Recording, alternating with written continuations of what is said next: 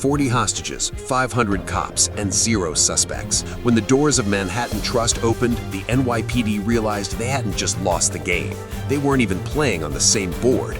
This is the breakdown of Inside Man, a film that proves the best way to rob a bank is to make the police believe no crime was ever committed.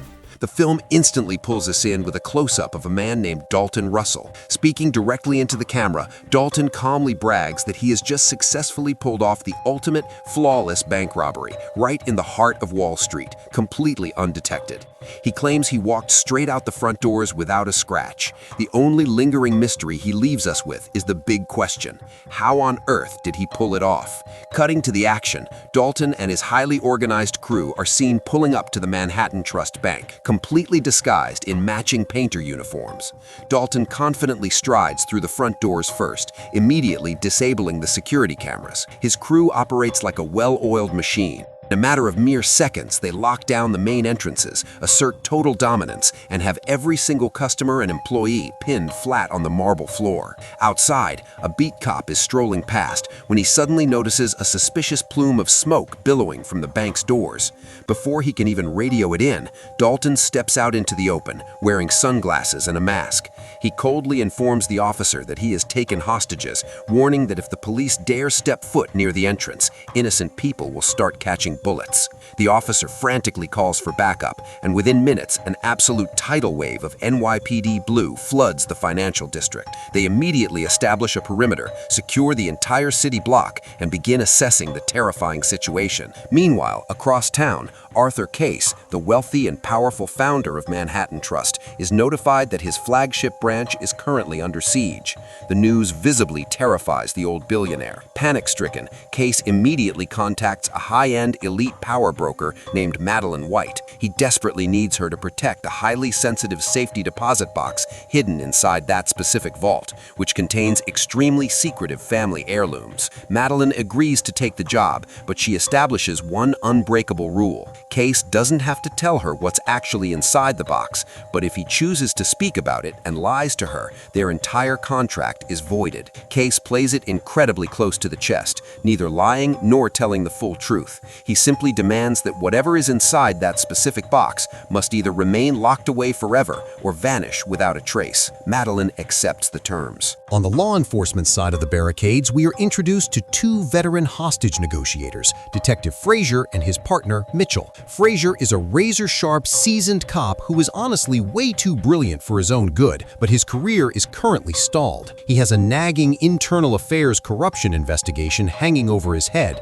a situation he adamantly swears he is completely innocent of. When the 2 detectives arrive at the chaotic scene, they step into a mobile command center to be briefed by Captain Darius, the man running the tactical side of the standoff. Darius admits they are flying blind. They have zero idea how many gunmen are inside, nor do they know the hostage count. Frazier calmly tells Darius to keep managing the outer perimeter, noting that until they have concrete intel, he and Mitchell will be waiting patiently at a nearby diner. Inside the bank, the terrifying reality of the heist is unfolding. The robbers herd the terrified hostages down into the subterranean vault area, forcing them to line up against the walls. Dalton separates the actual bank employees from the regular civilian customers.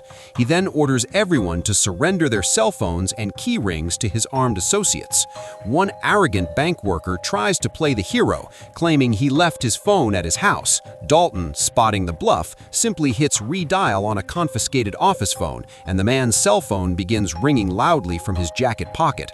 Furious at the deception, Dalton drags the employee into a back office and viciously beats him to a pulp, using the brutal violence as a grim warning to everyone else.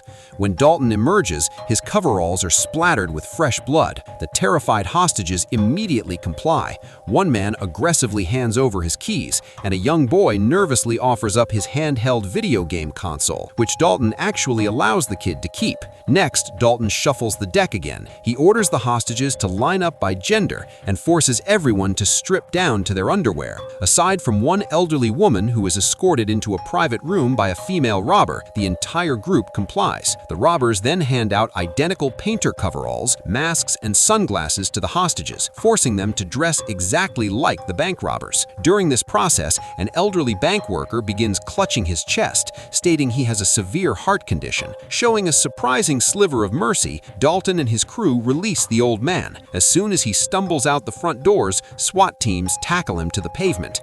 The old man frantically relays a message from Dalton. If the cops breach the doors, the robbers will throw out 2 executed bodies. Back inside, the heist crew systematically patrols the building. They walk past the massive bank vault, inspect the deposit boxes, and eventually settle into a secluded back room filled with office supplies. Without hesitation, they begin tearing up the floorboards and digging a massive hole in the ground. Back at the command post, Captain Darius tracks down Frazier and Mitchell, relaying the intel from the released old man.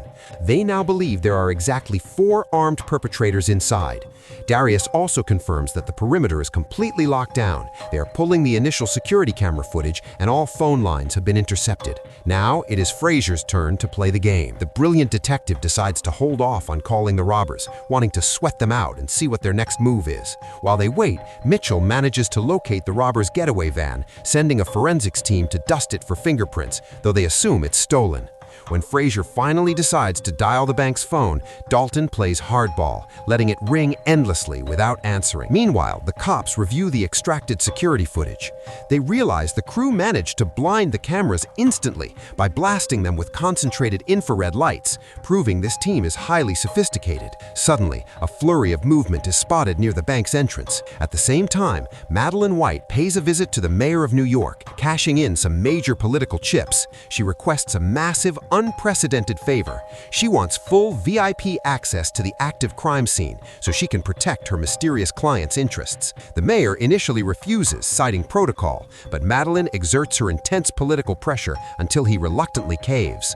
Back at the standoff, the robbers push another hostage out the front doors. The man is a Sikh, but the overly aggressive, adrenaline-fueled cops immediately mistake him for an Arab terrorist. In a gross violation of his rights, they tackle him and rip off his religious turban. After being roughed up, the man is dragged into the diner where Frazier and his team begin interrogating him. Understandably, the Sikh man is absolutely furious about the disrespect, and Frazier has to use his charm to calm him down. The hostage confirms the previous intel. There are indeed 4 shooters, and roughly 20 to 30 hostages are trapped inside. Shortly after, the cops read the physical demands sent out with the hostage. Dalton is asking for 2 fully fueled buses and a jumbo jet to be ready at the airport by 9 p.m. If the deadline isn't met, he will execute 1 hostage every single hour. He also claims the bank is wired with plastic explosives. Captain Darius scoffs, stating a jet is impossible, though the buses are a maybe. Frazier, playing the tough guy, declares that the robbers aren't getting so much as a cup of coffee until Dalton speaks directly to him.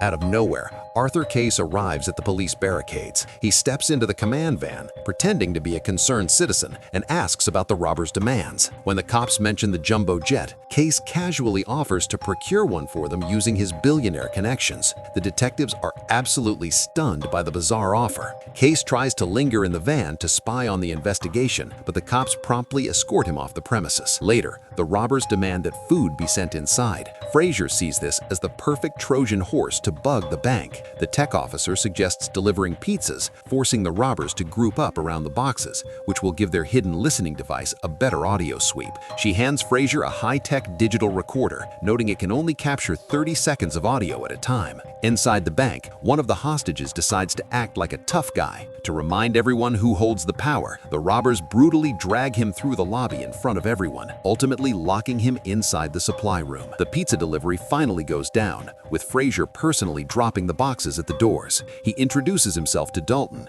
attempting to build a psychological rapport, but the masked mastermind gives him absolutely nothing in return. When the cops retrieve the audio feed from the pizza boxes, they're confused to hear the robbers speaking a bizarre foreign language. Guessing it might be Russian, Frazier sends Mitchell out to ask the released hostages if they heard any Slavic accents. Back inside the bank, the robbers meticulously shuffle the hostages between different rooms, intentionally causing confusion. One of the female robbers even blends into the crowd, pretending to be a hostage herself, before pulling a real civilian woman out and placing her in a different room. Sometime later, this same female robber is seen deep inside the supply room, continuing to dig the massive hole in the floor. At the command center, a cop with Russian heritage listens to the audio tape. He confirms it isn't Russian, guessing it sounds closer to Bulgarian. Thinking outside the box, Frazier broadcasts the audio recording over the police loudspeakers, asking the massive crowd of civilian onlookers if anyone can identify the dialect. An average construction worker steps up, recognizing the language as Albanian because of his ex-wife.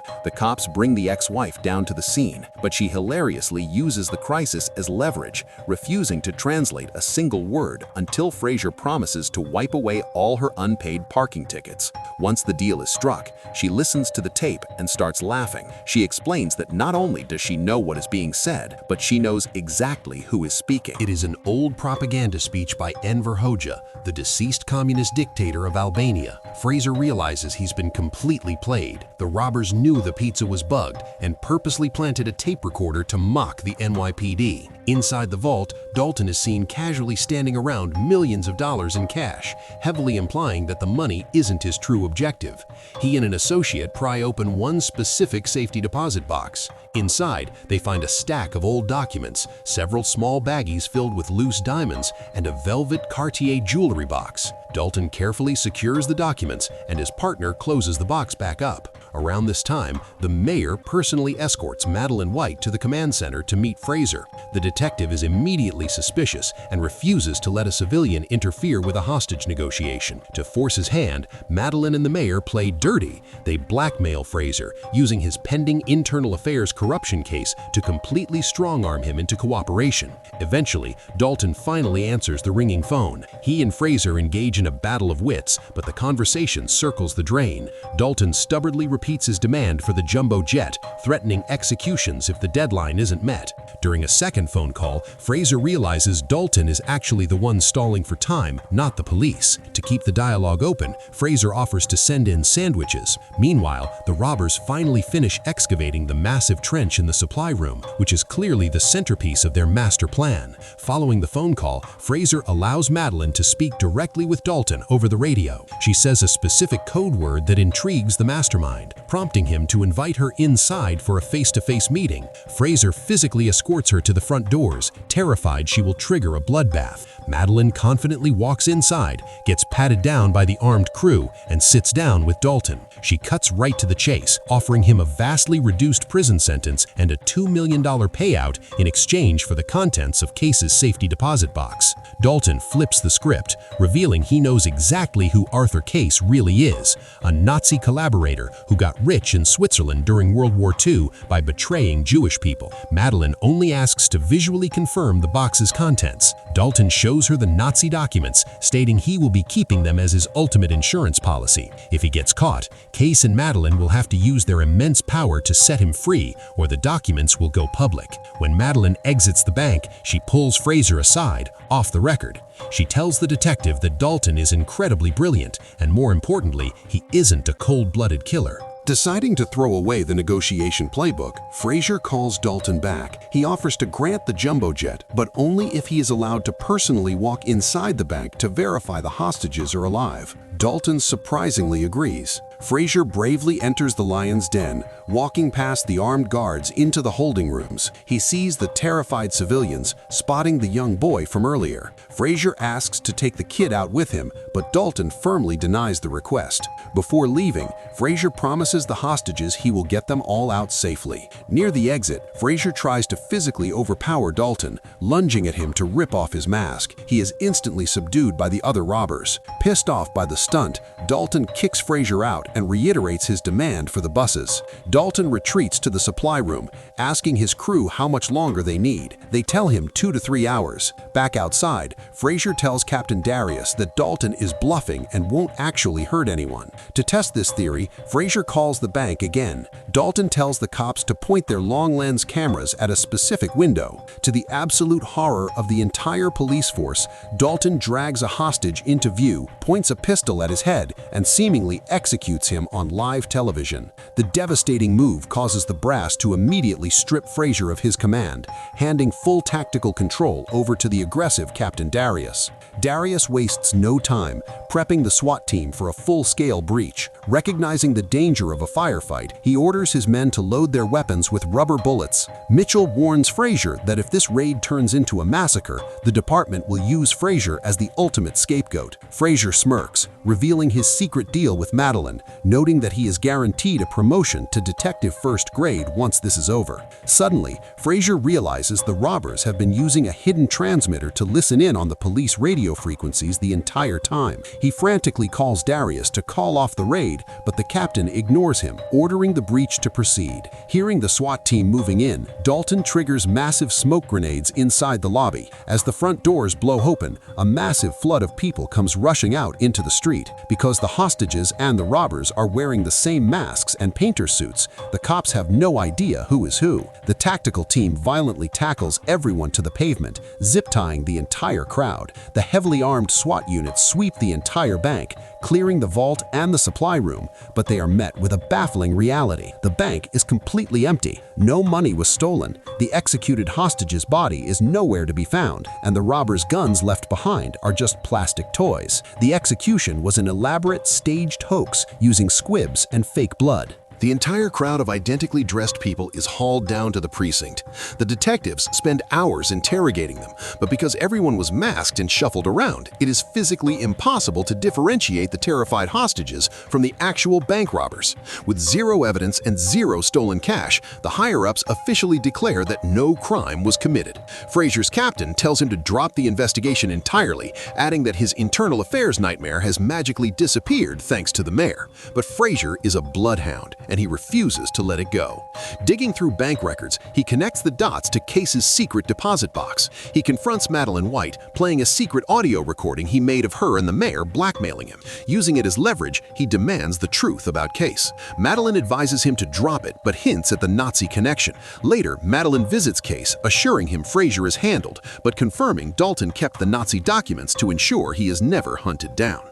Case coldly admits that the Cartier ring in the box belonged to Jewish friends he betrayed to the Nazis for profit. Madeline accepts her massive paycheck and walks away. The movie then jumps forward 1 week, finally revealing Dalton's genius escape plan. He never left the bank. He had built a fake, undetectable trick wall inside the supply room, hiding himself and the stolen diamonds in a tiny compartment for 7 entire days. Emerging into the empty bank, Dalton packs the loose diamonds, the Cartier ring, and the Nazi documents into a sleek briefcase. Dressed in a sharp suit, Dalton casually walks out the front doors like a regular customer. Outside, his accomplices are waiting for him in a getaway car. Ironically, as Dalton exits, he physically bumps shoulders with Detective Frazier, who is just arriving at the bank. Frazier doesn't recognize him. Armed with a judge's search warrant, Frazier drills into Case's secret deposit box. Inside, he finds nothing but a piece of chewing gum, the Cartier ring, and a taunting note from Dalton that reads, "Follow the ring." Frazier tracks down Arthur Case, slamming the Cartier ring on his desk. He promises the billionaire that he will relentlessly investigate the origins of that jewelry until Case is locked behind bars. Leaving Case sweating in terror, the detectives share a triumphant laugh. Later, Frazier boldly interrupts Madeline and the mayor's fancy lunch. He drops the ring on the table, hands Madeline the business card for the War Crimes Office in Washington, D.C., and challenges her to make the call. Having successfully checkmated a Nazi billionaire, a corrupt mayor, and an elite power broker, Frazier hands over his audio recorder and walks away a winner. With his promotion secured and his conscience clear, Frazier heads home to his loving wife. In the final, brilliant twist of the film, Frazier reaches into his coat pocket and pulls out a massive, flawless diamond. Dalton had secretly slipped it into his pocket when they bumped shoulders at the bank, a silent reward for a worthy opponent. Make sure to subscribe and turn on notifications so you never miss a breakdown. Thanks for watching.